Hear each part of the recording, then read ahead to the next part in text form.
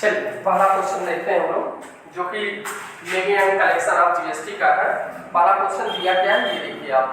उत्तर प्रदेश राज्य के व्यापारी श्री मोहन ने राज्य के अंदर ही, यानी राज्य के अंदर ही वर्क कर रहा है, वो 1 लाख का माल खरीदा है। कितने का खरीदा है? 1 लाख। और उसी माल को राज्य के अंदर ही 3.5 लाख में बेच दिया, यानी खरीदा 1 लाख में और दूसरे व्यवसायी को कितने में बेच दिया? 3.5 लाख में। 20,000 पैकिंग पर व्यय किए तथा कार्यालय के लिए केसी 30,000 में खरीदा शांति इलेक्ट्रॉनिक से। और सीजीएसटी तथा एसजीएसटी की दर 14% है जनरल प्रविष्टियां की। ये आपको जनरल प्रविष्टियां बनाना है। देखते हैं, सबसे पहले हमने वर्क क्या किया, सबसे पहले माल खरीदे हैं। हमने आपको बताया कि जब भी हम कोई वस्तु लेते हैं उसे क्या करते हैं? डेबिट करते हैं। तो यहाँ पर अगर हमने वस्तु खरीदा तो क्या किया? खरीदा तो ले लिए ना, तो वस्तु खरीदे यानी ले लिए, तो ये डेबिट हो गया और देने वाला क्या हो गया? क्रेडिट हो गया।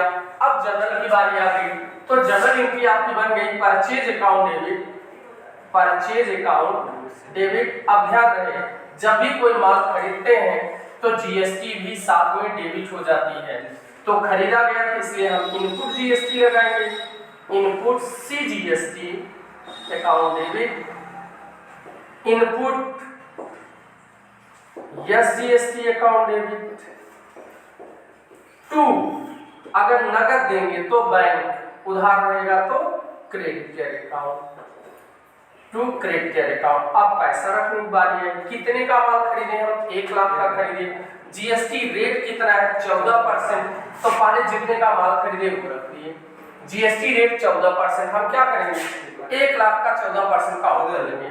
1 लाख का 14% ऑलरेडी पता है कि 14,000 आ गया, हमने जीएसटी में रख दिया 14,000, यस जीएसटी भी रखा 14,000, टोटल हो गया आपका 1,28,000। अब कह रहा है कि उसी माल को उसी राज्य में, यानी अपने राज्य के अंदर ही 3.5 लाख में बेच दिया।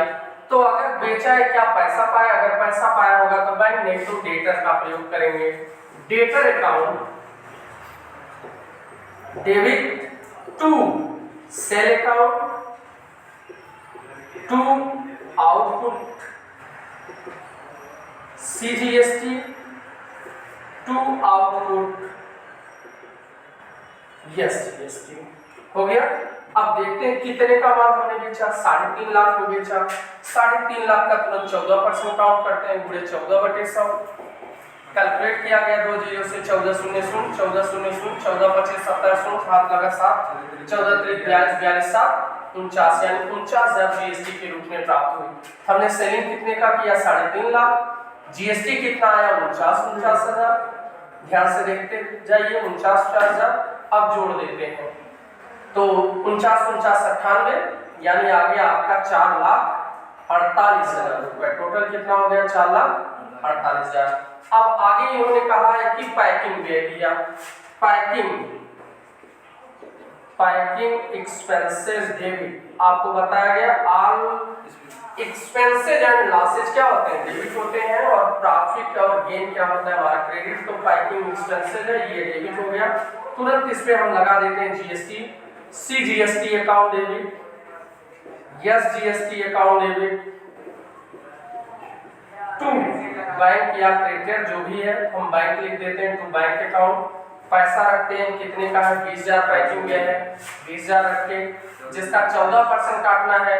20,000 का 14% 2,800 टोटल कर दिए। 28 28 56, 20 और 56 25,600। अब कहा है कि ये इन्होंने एसी खरीदा है। क्या खरीदा है? एसी खरीदा है। चलते हैं एसी पे। AC account debit, CGST account debit, SGST account debit, to bank account. अब देखते हैं हमने एसी कितने का खरीदा है। तो प्रश्न में दिया गया है कि एसी हमने खरीदा 30,000। कितने खरीदा? 30,000।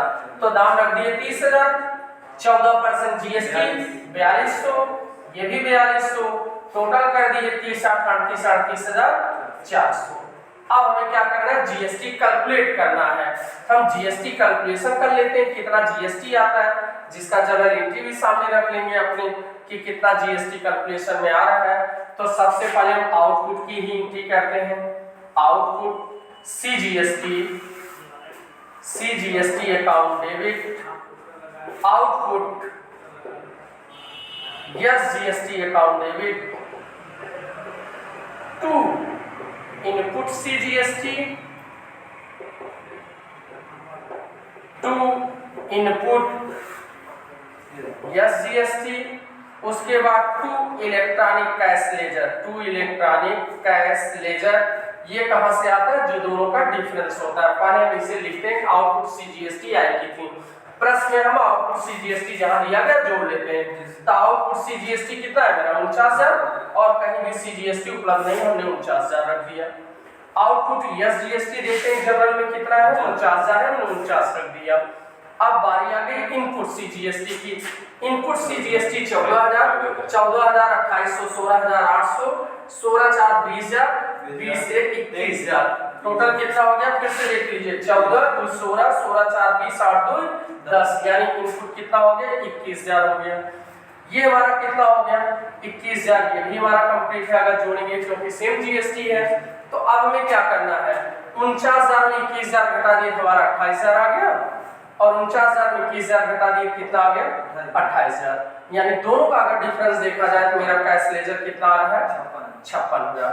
ये आपका जाके आंसर फिनिश हो जाएगा क्वेश्चन नंबर 1 का। दोबारा आप देख लीजिए, जो कि levy and collection of GST का है, इस चैप्टर का क्वेश्चन है, यानी आपको GST संग्रहण करना है। तो GST संग्रहण के लिए क्वेश्चन दिया गया कि एक बंदा है जो अपने ही राज्य में 1 लाख का बस खरीदता है और उसी बस को 3.5 लाख में बेच देता है, और साथ में 20,000 पैकिंग पे देता है, और 30,000 की एक नई AC खरीदता है। साथ में GST संग्रहण कितना होगा ये आपको ज्ञात करना है। तो ये जनरल एंट्री की हम पहले 1 लाख का माल खरीदे, फिर उसे 3.5 लाख में बेच दिए, फिर 20,000 पैकिंग पे दिए, 30,000 का AC परचेज किए। अब बारी आ गई GST संग्रहण की, यानी कैलकुलेशन की। हमने क्या किया? आउटपुट CGST चेक किया जो कि 49,000, आउटपुट SGST चेक किया 49,000, इनपुट चेक करते हैं 14 यहाँ मिले थे, 28 यहाँ मिले थे, 42 यहाँ मिले थे, हमने जोड़ दिया, टोटल 21,000 हो गया। SGST देखता हूँ, 14 यहाँ मिले, 28 यहाँ मिले, 42 यहाँ, टोटल कर दिया 21,000 हो गया। अब इन दोनों को जोड़कर इसको घटा दिया तो हमारा इलेक्ट्रॉनिक कैश लेजर डिफरेंस कितना आया? 56,000 आया, जो कि हमें किसे पे करना है? गवर्नमेंट को पे करना है, गवर्नमेंट को पे करना है। आपका पता इसी में फिनिश हो जाता है।